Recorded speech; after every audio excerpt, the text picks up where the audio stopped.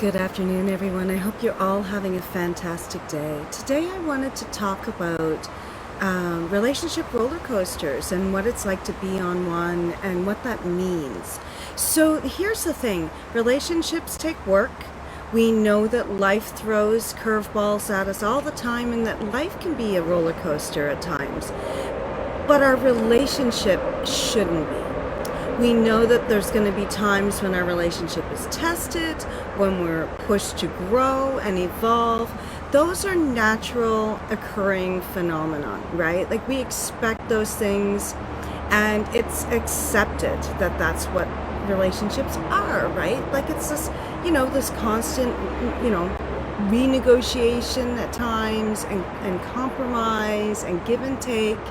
And the fact that, like one partner is going to be able to give more on any given day than the other. And, that it's an ebb and flow, but it shouldn't be this, right? It shouldn't be that roller coaster ride. And if it is, then that's likely a sign that you're with someone who is emotionally immature or you're with a narcissist. And the reason why I say this is because if you're constantly walking on eggshells, if you're constantly feeling like you're not sure where you stand in your relationship, or there's this, like I said, roller coaster ride that you are on where sometimes they're really loving and very affectionate and they're meeting your needs, and then other times it's the complete opposite and you don't necessarily know what changed it, or you do know what changed it and it's something that is not reasonable to expect of someone, right? Like if your partner's looking for perfection from you and you're not able to give that to them, that's not your fault, right? That's them expecting too much from what, people are capable of doing or giving at any given time. And so having really super high expectations of your partner or of your partner having them of you can cause that roller coaster ride. Leaving someone unsure of where they stand with you can definitely be the roller coaster ride. Running hot and cold, right? Do you have a partner who, blows up 1 minute and then the next minute they're acting like nothing happened and that everything is just fine, and expect you to be able to just make that, switch and do it on a dime? And if you don't, then that causes issues, right? So this constant walking on eggshells feeling in your relationship is that roller coaster ride that I'm talking about. That's not healthy, and that is not sustainable, and it's not, in likelihood, it's probably not fixable. If you're with someone who's emotionally immature, the likelihood of them recognizing that and actually seeking help for it without some sort of push, either external or internal, is probably not likely. And then with the narcissist, it's like almost, it's impossible, really, unless, and you would, like, so someone asked me in one of my posts, can a narcissist change? Yes, they can change. From what I understand, if a narcissist is willing to engage in therapy, which is super rare, that they can see some small changes in their behaviors. And, I don't like to just broadly say, oh, this whole group of people is not savable or helpable, because that's just not right. So I think the distinction always is, and it's like this with anyone though, the distinction of course is, are they willing to engage in therapy? Are they going to therapy wanting to change? Because the thing is that I've heard that said a lot about people with borderline personality disorder, and yet I've seen in my own case with my own child, rather, that they are way further along than I ever imagined that they could be, and that was a result of them wanting help and asking for help and then really engaging in the help that we got in the form of DBT therapy. So I think it's really hard for me then to just paint that brush. But if we're dealing with narcissists, I don't personally work with narcissists. I'm not trained to work with narcissists, but I do help people who want to figure out how to set boundaries if they need to stay in relationship with a narcissist.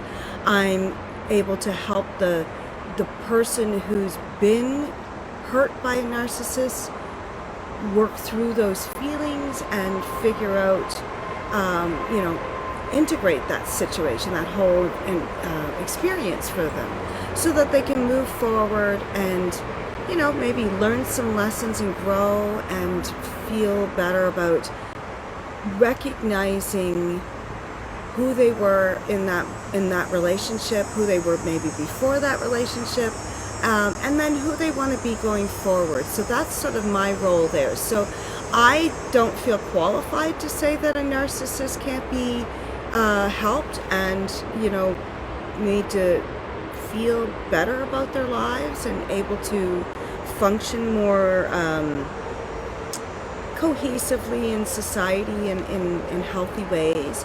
I can't say that because that's not within my scope of practice and it's not at my training level. So I'll leave that to, the psychiatrists and whatnot, the PhDs, right? So, but what I do see a lot is the hurt that's left behind when a person has been in a relationship with a narcissist, and that's the type of work that I'm able to do with my clients, is to kind of help them sort of, heal themselves from that experience. And so we need to keep in mind that there's a difference between emotional immaturity and narcissism, and that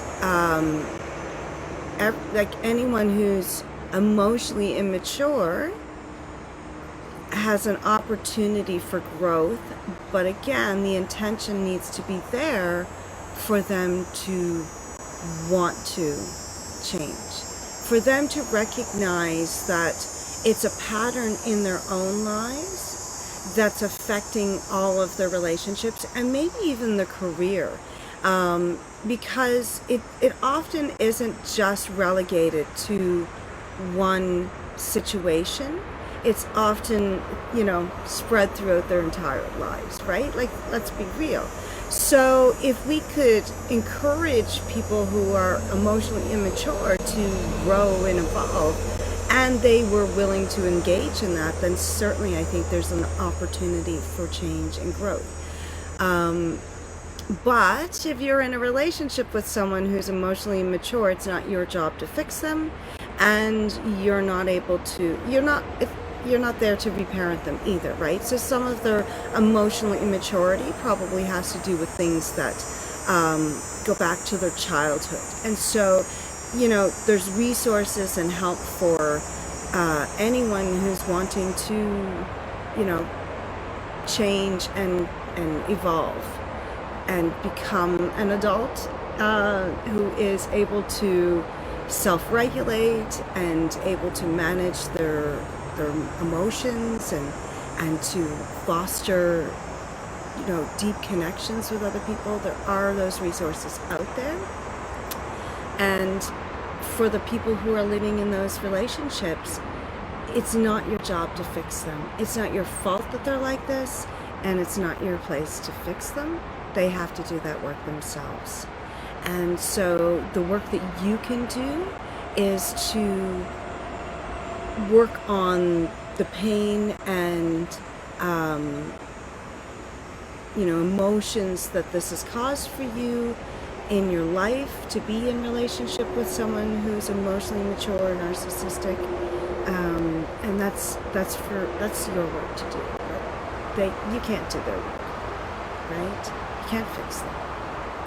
And so when you realize that you can't fix them, and you realize that they're not willing to do that work themselves, that's when you need to ask yourself, am I willing to stay in this relationship with someone who's not likely to reach the level of maturity that I need them to reach in order to meet my needs, right? And if the answer is no, then as painful as it might be, because let's face it, we love people who are flawed. We are all flawed beings, and so when we love someone, we're loving them even though they're flawed. And when you come to the realization, though, that their issues or their flaws are greater than what you maybe expected or that you knew going into it, maybe you're now just sort of recognizing the toll that it's taken on you to be in relationship with this person, because a lot of times it just builds up and builds up over time, right? It's not likely that, you just will know that they're the wrong person, right? That's the thing. That's the whole crux of the issue, is that in order to have a relationship, you need to allow time for for it to build, and that takes getting to know each other. And then sometimes the more you get to know someone, though, the more you realize that they're not for you. And so you can love a lot of aspects of that person because you wouldn't have stayed as long as you did. And then once you sort of realize that they're not the person that you thought they were, a lot of times we still stick around for a lot longer than we should, hoping that they become that person. And the likelihood of that is probably pretty rare if they're not willing to, even acknowledge that they're lacking, right? So unfortunately, that's just, that's some realism right there, right? So we don't need to sugarcoat it, and we shouldn't, and we should just really be very clear that not everyone is meant for each other. And even if you've spent 5 months, 5 years, 5 decades with someone, if you come to the place where you recognize that this person is not meeting my needs, not even meeting their own needs really, because if they were, then they'd probably be more likely to engage in those kinds of conversations about meeting your needs, right? So someone who feels very secure in themselves, who feels, respected, loved, and cherished, has an easier time doing that and providing that to other people, right? So if they are not those things, they're going to really struggle. So I hope this helps. If you find yourself in a relationship with someone who's emotionally immature or a narcissist, and you're just really struggling because that thought comes up, but I love them, I get that. And the reality is that we don't always have to be or should be in relationship with people just because we love them. And I'll leave you with that thought. Thank you, and have a great rest of your day. Namaste.